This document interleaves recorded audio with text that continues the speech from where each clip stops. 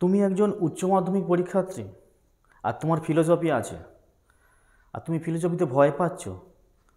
মানে এইরকমই অনেক স্টুডেন্টকে আমি দেখেছি যারা বলছে ফিলোসফি কী, লজিক কী সব আছে মাথায় ঢোকে না, কিছু বুঝতে পারছি না।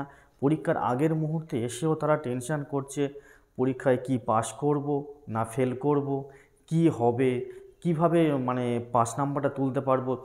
এই নিয়ে নানান প্রশ্ন তাদের ভিতর সবসময় ঘুরপাক খাচ্ছে তাদের মাথার মধ্যে। তারা ভেবেও পাচ্ছে না কিভাবে কি করব। তারই উপায়, তারই সন্ধান দিতে আজকের আমার এই ভিডিওটা দেখার পর তোমার শুধু মানে ফিলোসফিতে ভয় তো কাটবেই, তার সাথে তুমি একটা ভালো মার্কস পাওয়ার জন্য যথেষ্ট কনফিডেন্স তুমি নিয়ে পরীক্ষা দিতে যাবে। ঠিক আছে? তাহলে এই যে ভিডিওটার মাধ্যমে আমি শুধু তোমাদের ভয় কাটাবো তা নয়, তার সাথে এমন কিছু জায়গা আছে, এমন কিছু পার্ট আছে যে পার্টগুলোকে তুমি ফলো করলে তুমি ইজিভাবে তুমি একটা 60+ থেকে 70+ নাম্বার তুমি সহজেই তুলতে পারবে। কারণ আমরা শুধু ফিলোসফি মানে লজিক, ফিলোসফি মানে হচ্ছে একটা প্র্যাকটিক্যাল লজিক, এই সব নিয়ে চিন্তা ভাবনা করি, কিন্তু অ্যাকচুয়ালি ফিলোসফিরও একটা পার্ট আছে যেটা থিওরি পার্ট। যে পার্টটা তুমি ইতিহাস, রাষ্ট্রবিজ্ঞান বা শিক্ষাবিজ্ঞানের মতো সেই জায়গা থেকেও তুমি নিজের চেষ্টা করে নোটস বা শর্ট কোশ্চেন বা এসএকিউ টাইপের কোশ্চেন এগুলোও তুমি করে একটা ভালো নাম্বার তুলতে পারো। সেটা কিভাবে করবে, এই সব প্রশ্নের উত্তর আমি আজকের এই ভিডিওর মাধ্যমে তোমাদের জানাবো। দেখো বন্ধুরা, এই যে ফিলোসফি এর যে একদম তোমার ইতিহাস আছে বা রাষ্ট্রবিজ্ঞান আছে, তুমি রাষ্ট্রবিজ্ঞানের যে নোটস পড়ো, রাষ্ট্রবিজ্ঞানের যে কোশ্চেনগুলো তুমি মুখস্থ করো, বা ইতিহাসের যে কোশ্চেনগুলো যেরকমইভাবে তুমি পড়ো, ঠিক একই রকমভাবে ফিলোসফিরও সেই কোশ্চেনগুলো তুমি যদি পড়ো, তুমি যদি সেই কোশ্চেনগুলোকে সেইভাবেই দেখো, তাহলে তুমিও ইতিহাস বা রাষ্ট্রবিজ্ঞানের মতো ফিলোসফিটাও তোমার সেরকমই মনে হবে। এখানে লজিক বলে আলাদা করে কিছু মনে হবে না। আমি কথা দিচ্ছি, এই ভিডিওটা দেখার পর তুমিও কনফিডেন্স পাবে এবং 60 থেকে 70% নাম্বার কীভাবে তোলা যায়। তাহলে ভিডিওটা শেষ পর্যন্ত দেখার অনুরোধ রইল। অবশ্যই দেখো, এর মাঝখানে আমি বিশেষ কিছু মানে জায়গা বা বিশেষ কিছু সিস্টেম বলবো, যে সিস্টেমগুলো ফলো করলে তুমি অবশ্যই করে ফিলোসফিতে একটা ভালো মার্কস পাবে। ঠিক আছে? আর যারা ভিডিওটা প্রথমবার দেখছো অবশ্যই ভিডিওটা সাবস্ক্রাইব করবে, আর কেমন লাগলো ভিডিওটা সেটাও অবশ্যই কমেন্টে জানাবে কিন্তু। ঠিক আছে? আর একটা লাইক তো পাওয়ার আশা করতেই পারি। তোমাদের লাইক আমাদেরকে অনেক অনেক মোটিভেট করে যাতে আমাদের নেক্সট ভিডিওগুলো ভালোভাবে তৈরি করার জন্য। ঠিক আছে? আমি মূল ভিডিওর মধ্যে প্রবেশ করছি, তোমরা দেখো ভিডিওটা শেষ পর্যন্ত। দেখো, তোমাদের প্রথমে আসি ফিলোসফিতে। তোমাদের কিন্তু প্রথমে আজকে কোশ্চেন স্ট্রাকচারটা একটু জেনে নেওয়া দরকার। আশা করি তোমার জানো, তবু আমি আরেকবার রিমেম্বার করাচ্ছি। তোমাদের কিন্তু এমসিকিউ 24টা থাকে। ঠিক আছে? এটা 1 নম্বরের। এসএকিউ 16টা থাকে, এটাও 1 নম্বরের। আচ্ছা, বিকিউ পার্টটা আমি পরে আসছি। এখান থেকে 24 নাম্বার এমসিকিউর পার্টটা থেকে আমি লজিক করব না, লজিকের ধার ধারবো না, একদম লজিকের ধারে ভারেও যাব না। শুধুমাত্র থিওরি, আমি আগে বলেছি ইতিহাস বা রাষ্ট্রবিজ্ঞানের মতো করে পড়ে বা শিক্ষাবিজ্ঞানের মতো করে যে শুধুমাত্র থিওরিক্যাল যে কোশ্চেনগুলো সেইগুলো পড়ে আমি কিভাবে কতটা আমি এমসিকিউটা কভার করতে পারবো সেইগুলো আমি তোমাকে আজকের বলে দেবো। ঠিক আছে? দেখো, ফিলোসফিতে তোমাদের কিন্তু মোট প্রায় 12টা মতো চ্যাপ্টার আছে। ঠিক আছে? এই 12টা চ্যাপ্টার তোমরা কভার করবে। এখানে যারা ভালো স্টুডেন্ট তারা পড়বে, কিন্তু যারা শুধুমাত্র ভাবছো পাস করব, যারা শুধুমাত্র ভাবছো যে একটা মিনিমাম একটা নাম্বার হলেই হয়ে যাবে, তাদের জন্য বাছাই করে কোন পার্টগুলো করলে শুধুমাত্র আমি হাতে গোনা মানে কয়েকটা কোশ্চেন মানে করে আমি একটা ভালো নাম্বার পাবো, তাদের জন্য দেখো প্রথমে আমি আসবো আরোহ পাঠ। ফিলোসফি তোমরা জানো উচ্চ মাধ্যমিক দর্শনের একটা অবরোহ পাঠ আছে, একটা আরোহ পাঠ আছে। এই আরোহ পাঠের প্রথম যে চ্যাপ্টারটা আরোহ অনুমানের স্বরূপ, মানে আরোহ অনুমান বা আরোহ অনুমানের স্বরূপ, এই চ্যাপ্টার থেকে তুমি 3টে এমসিকিউ, 3টে এসএকিউ তুমি পেয়ে যাচ্ছ। একদম গুটি কয়েক হাতে গোনা কোশ্চেন। তোমাকে ইতিহাসের মতো অত শহ কোশ্চেনও পড়তে হবে না, একদম হাতে গোনা কয়েকটা শর্ট কোশ্চেন করলে তার মধ্যে কমন আসবেই আসবে। এটা অল্টারনেটিভ ঘুরিয়ে ফিরে প্রতি বছর আসে। 2 নম্বর চ্যাপ্টার কারণ। কারণ এখান থেকেও তুমি কিন্তু 3টে এমসিকিউ 3টে এসিকিউ পেয়ে যাচ্ছ। এবার আমি আসবো অবরোহ অনুমানে। অবরোহ অনুমানের প্রথম চ্যাপ্টার যুক্তি বলে একটা চ্যাপ্টার আছে। দেখো যুক্তি নামটা শুনে তোমরা যেন ভয় পেও না। যুক্তি মানে এখানে লজিক ফজিক কিছু নেই। এখানে যেমন বচন কাকে বলে, বচনের কয়টি ভাগ, সিদ্ধান্ত কাকে বলে, মানে যুক্তিবাক্য কাকে বলে, আশবাক্য মানে কটা ভাগ আছে, কটা আশবাক্য থেকে কটা সিদ্ধান্ত কিভাবে আসে, এইরকম কিছু কয়েকটা কোশ্চেন নিয়ে এখানেও তুমি পাবে 3টে এমসিকিউ একটা এসিকিউ। তাহলে বুঝতে পারলে 3টে চ্যাপ্টার হয়ে গেল। আমি আরেকটা চ্যাপ্টার আমি তোমাদেরকে দেখাই। এখানে হচ্ছে বচনের বিরোধিতা।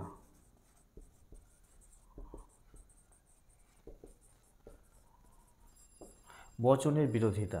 বচনের বিরোধিতা থেকে দেখো এখানে হচ্ছে 2টো এমসিকিউ 2টো এসিকিউ। আমি আপাতত শর্ট কোশ্চেনের জন্য আর কিছু যাচ্ছি না। 12টা চ্যাপ্টার ভেবে দেখো, 12টা চ্যাপ্টার থেকে আমি মাত্র 4টে চ্যাপ্টার তোমাদের জন্য, যারা শুধুমাত্র 5 নাম্বার আশা করছো, যারা শুধুমাত্র 5 নাম্বারের থেকে একটু আশেপাশে আশা করছো, তাদের জন্য দেখো পুরো 4টে চ্যাপ্টার। কটা এমসিকিউ করতে পারছো দেখো, 3 3 6 3 9 9 2 11টা এমসিকিউ, 3 3 6 1 7 7 2 9 9টা এসিকিউ, মোট 20টা। তোমরা 40টা মোট পড়ে তো তোমাদের শর্ট কোশ্চেন। তাহলে এই 40টা শর্ট কোশ্চেনের মধ্যে তোমরা 20টা শর্ট কোশ্চেন মাত্র 4টে চ্যাপ্টার পড়ে পেয়ে যাচ্ছ। এর থেকে আর বড় কী চাই বলো?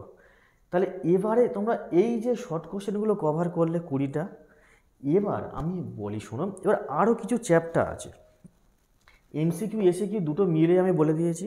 আরও তোমরা যে প্রাকল্পিক, যারা একটু ভালো পড়ে, যারা আরেকটু দেখতে চাও, প্রাকল্পিক বৈকল্পিক বলে একটা চ্যাপ্টার আছে, সেখান থেকে তোমরা পাবে 4-5টা কোশ্চেন। আবার আছে হচ্ছে সত্যাপেক্ষক আছে, বুলিয় ভাষা ভেনচিত্র আছে, সেখান থেকে আরও পাবে, আরও 10 12 13টা পাবে। তোমরা যদি করতে পারো করবে, তাতে কোনো অসুবিধা নেই, চেষ্টা করবে করবে।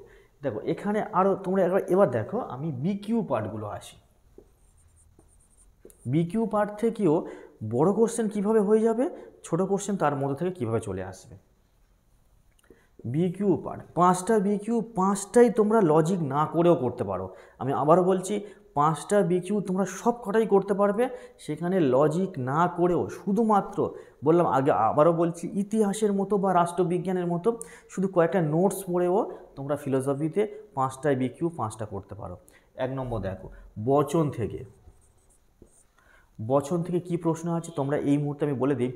আমি এর আগে, আমার এই ভিডিওর আগে আমি একটা ভিডিও আপলোড করেছি, সেটা হচ্ছে ফিলোসফির একদম best suggestion, last minute suggestion, শেষ রাতের প্রস্তুতি বলে একটা ভিডিও, তোমরা সেটাকে দেখে এসো। সেখানে একদম টু দ্য পয়েন্ট পুরো বড় কোশ্চেনের সাজেশান করে দেওয়া আছে, সেইগুলো দেখবে আর ভালো করে পড়ে নেবে, ঠিক আছে? বচন পাঠটা থেকে এখানে না কোনো লজিক না কিচ্ছু করতে হবে, শুধুমাত্র বচন কাকে বলে, বচন বাক্যের মধ্যে পার্থক্য, এই ধরনের কিছু নোটস, কোশ্চেন, ছোটো ছোটো কোশ্চেন, 2 নম্বর 3 নম্বরের কোশ্চেন জুড়ে জুড়ে একটা বড় কোশ্চেন হয়, এই ধরনের কোশ্চেন। তারপর হচ্ছে ওই নিরপেক্ষ বচন কাকে বলে, নিরপেক্ষ বচনের শ্রেণীবিভাগ, এই কটা 4টে ভাগ আছে, 4টে ভাগ কাকে বলে, উদাহরণ 2-এর দাগে দেখো। এখান থেকেও আমি কোনো লজিক করবো না। অমাধ্যম অনুমানের এই যেমন আবর্তন বিবর্তনের যে পার্টটা আছে, তোমার লজিক করার কিছু দরকার নেই, তুমি শুধু জাস্ট নোটসটা যেটা সাজেশানে দিয়েছে সেটাই পড়ো।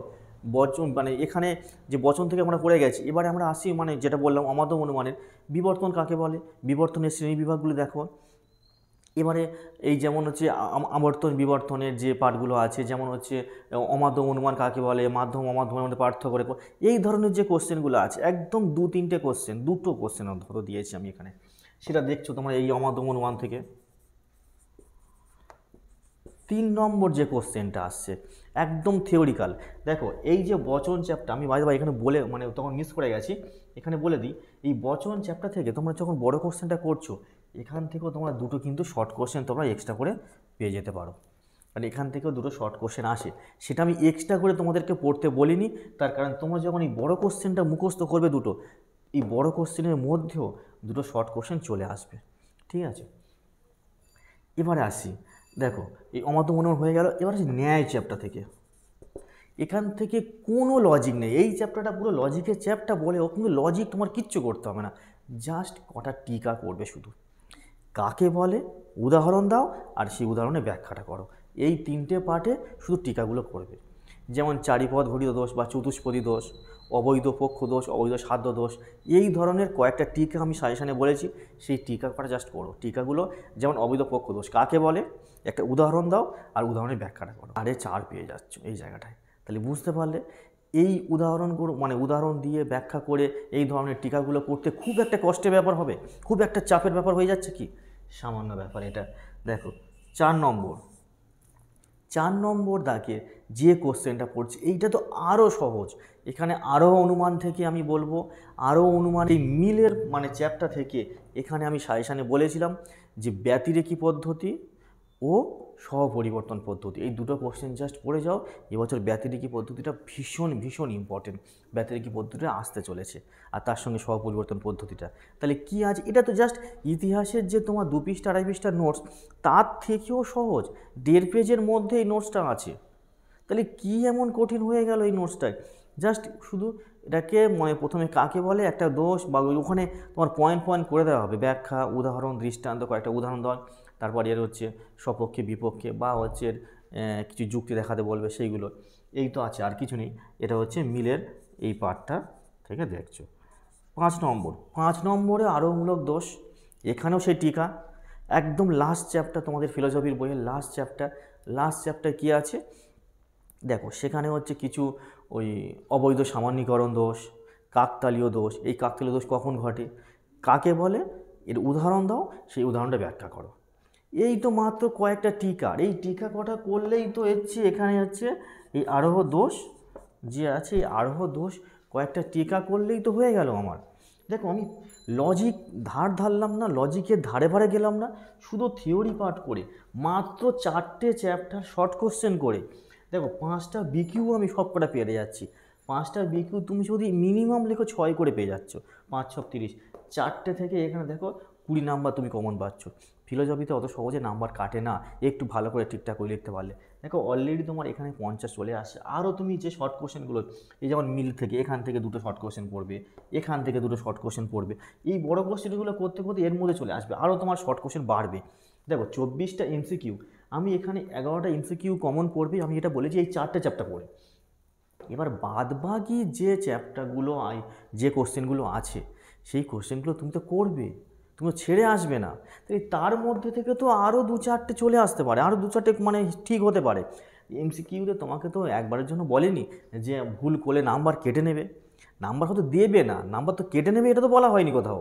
তাহলে আমি 24-টা অ্যান্সার করব, তাহলে এখান থেকে আরও নাম্বার তোমাকে অটোমেটিক্যালি বেড়ে যাবে। তাহলে বুঝতে পারলো অলরেডি তুমি এখান থেকে 50-55 হয়ে যাচ্ছে, আর 20 প্রজেক্ট, তাহলে কী জন্য 70+ আসবে না? 70+ থেকে 75 টাইপ হয়ে যাচ্ছে। তাহলে এই হচ্ছে ফিলোসফির একদম এই সিস্টেমে তোমরা ফলো করো, আর এই সিস্টেমে তোমরা পড়ো, কোনো চিন্তা নেই, কোনো তোমাদের ভয় নেই, ফিলোসফিতে তোমরা একটা ভালো নাম্বার পাবে। আর যারা একটু ভালো স্টুডেন্ট, যারা ভালো মানে একটু মোটামুটি পড়ে, তারা তো লেটার মার্কস তাদের বাঁধা। এরকমই তো আমি প্রায় সময় প্রতি বছর আমি ব্যাচে দেখতে পাই যে 90+ মানে নাম্বার পেয়ে প্রচুর স্টুডেন্টরা তারা পাচ্ছে এই ফিলোসফিতে 90+ নাম্বার। ঠিক আছে, তোমাদের পরীক্ষার জন্য বেস্ট অফ লাক, আর ভালো করে একটা পরীক্ষা দাও, খুব সুন্দর করে পরীক্ষা দাও, একদম কোনো ভয় না পেয়ে, মনে কনফিডেন্স, একদম বুকে সাহস রেখে তোমরা হচ্ছে পরীক্ষা দিতে যাও। ততক্ষণ ভালো থেকো, দেখা হচ্ছে পরের ভিডিওতে, বেস্ট অফ লাক।